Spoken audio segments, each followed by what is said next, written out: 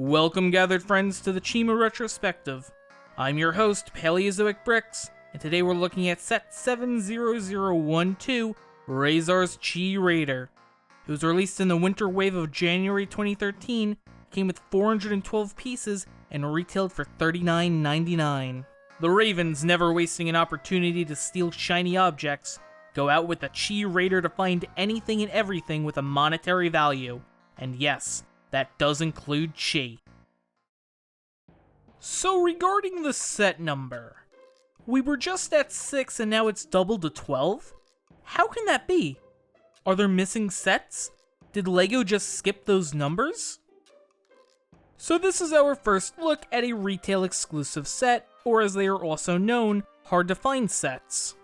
Back around 2005, LEGO started putting banners or labels on certain sets.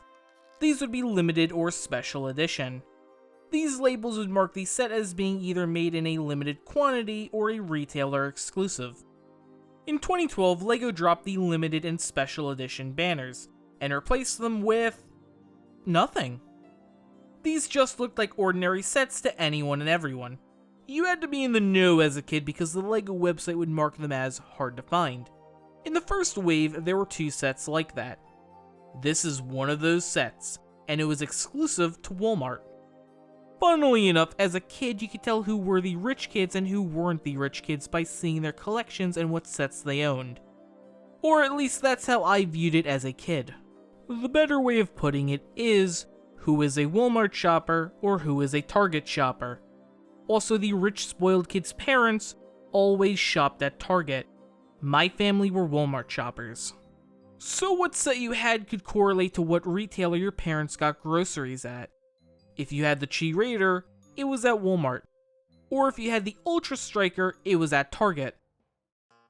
This set has 3 minifigs, 2 ravens, and 1 eagle. First, let's look at the titular character of this set, Razar.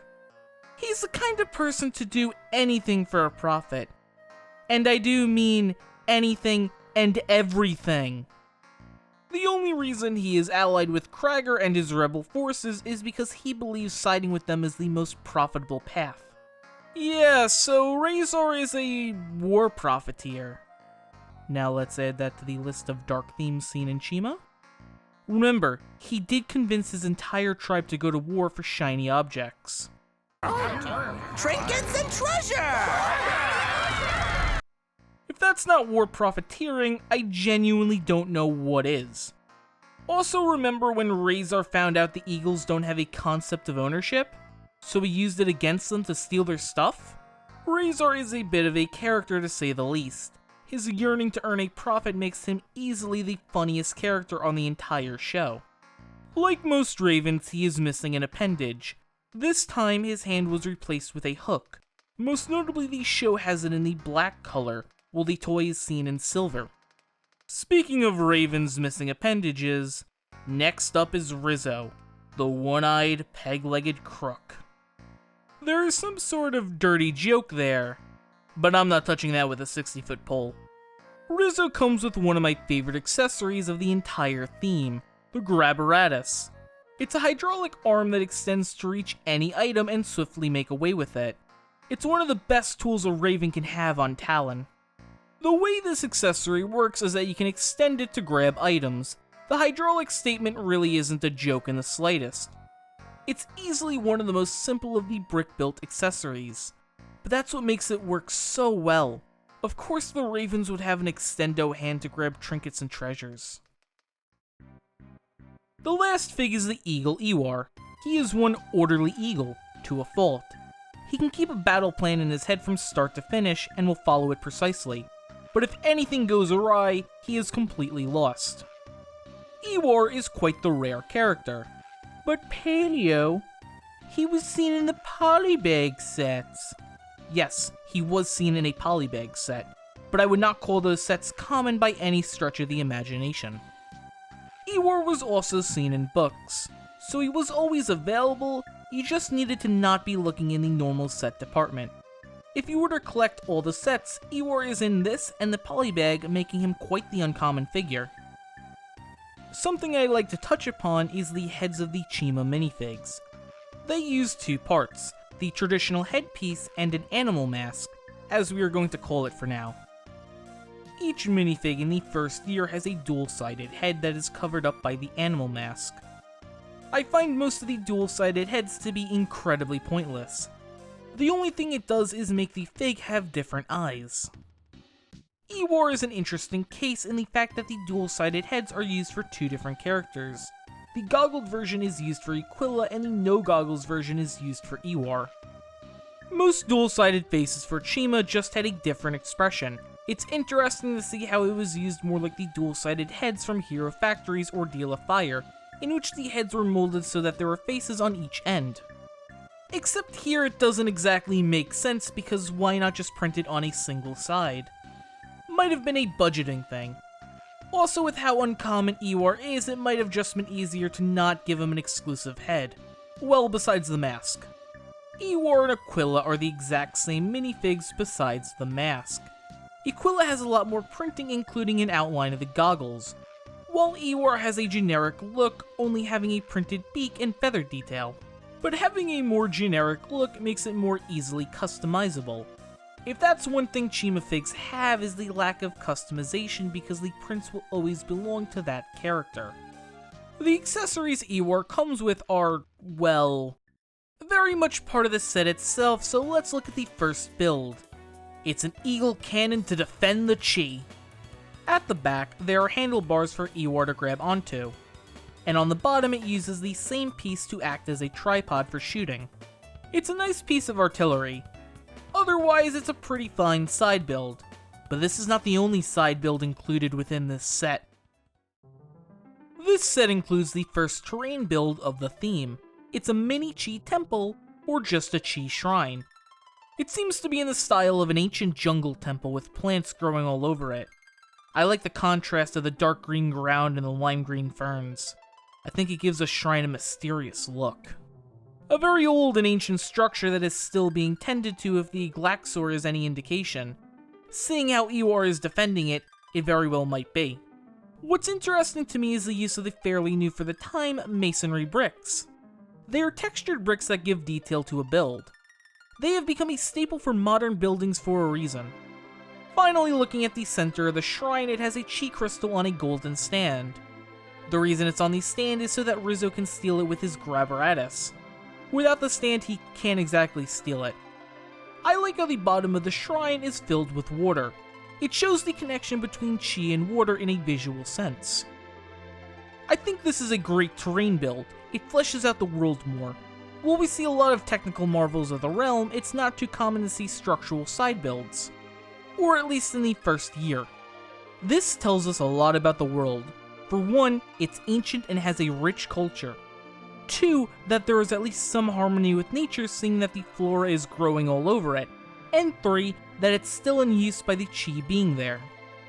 It sets the tone for the world of Chima quite nicely. A world in tune with nature, but war can easily ruin that balance. This set is a piece of junk. For any other set, that would be an insult, but for this, it's easily the highest caliber of compliment. The building style of the Ravens is something akin to a walking junkyard. This characteristic of the Ravens and their vehicles is based on how Ravens are known to steal shiny objects in real life. I really like how the behavior of real Ravens inspired their culture in the land of Chima. It's just another aspect of the world of Chima that feels incredibly fleshed out. Color-wise it uses a lot, but I think that's for the best in getting that aesthetic across. This set uses black and gray as the base colors. As for the accent colors, it uses purple, dark red, silver, and dark green. Some parts of the core body use tan, but I feel it helps that messy aesthetic. I really like how the dark green is used on the vents, and gives it an oxidized copper look. It's a dirty feeling, like the Ravens don't really keep their machines clean in the slightest, in just enough working order to run, and that's it. I instead get the feeling of astonishment in the sense that these bulky machines fly. The stickers even go a long way in conveying its barely welded down nature. Most of them have panels bolted down, strengthening that look. I really like how the main torso is an engine. From the exhaust to the industrial fans, it's like everything is bolted onto them. and they're barely even in place. The fans themselves seem like the main source of propulsion on this rust bucket, which explains how this bulky machine can get any liftoff. Those must be some powerful engines going by the amount of detail in the build. This set also has a main place to put the Chi right by the engines on the back.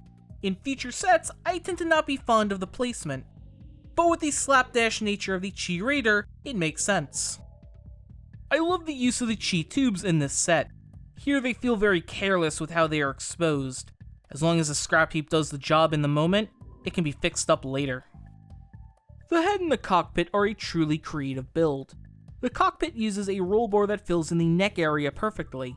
It all blends together, creating what feels to be a very bulky build.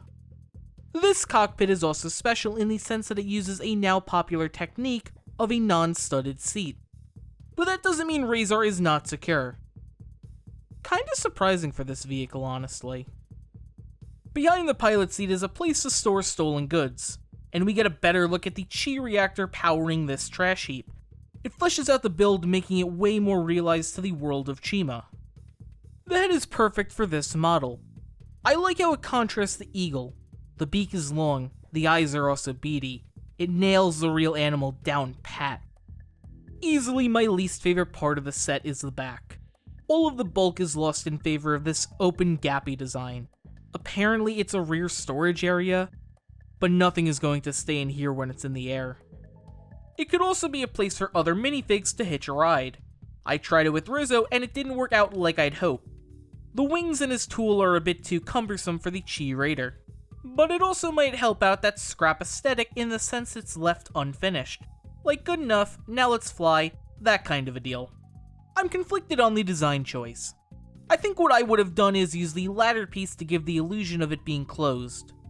I feel that would have helped out the junk aesthetic immensely.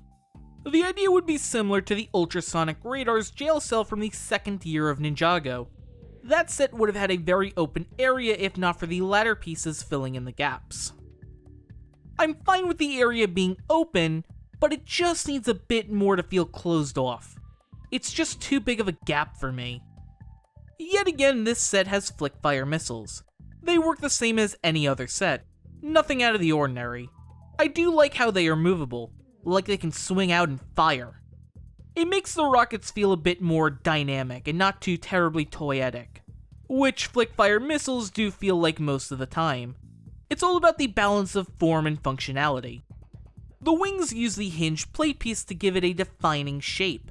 Those bricks were originally released in 2007 and were used in the Mars Mission and Exoforce themes. This is where the new wing bricks for 2013 also go, seen in the purple color. They also give a nice contrast to all the black. Seeing the use of the hinged plates reminds me of their use in the prototype Eagle Interceptor. I at one point even wondered if the black prototype became both the Eagle Interceptor and the Chi Raider. Looking at the brick set notes from the designer Hans, that does not seem to be the case. In those notes, he states the set came from a sketch of a model raven. One complaint I have about the tail feathers is that on the back there is a blue brick sticking out where it looks unfinished, and not in the way I've been praising this set. It clashes way too hard with the dark black color scheme. Articulation-wise, this set is surprisingly amazing. The beak opens and closes, and even falls down. The legs are universal at the hips and universal at the ankles. The toes have a spread allowing for a dynamic range of motion. The wings are on ball joints, plus they spread out too. They are also ratcheted, so they can be used for flapping.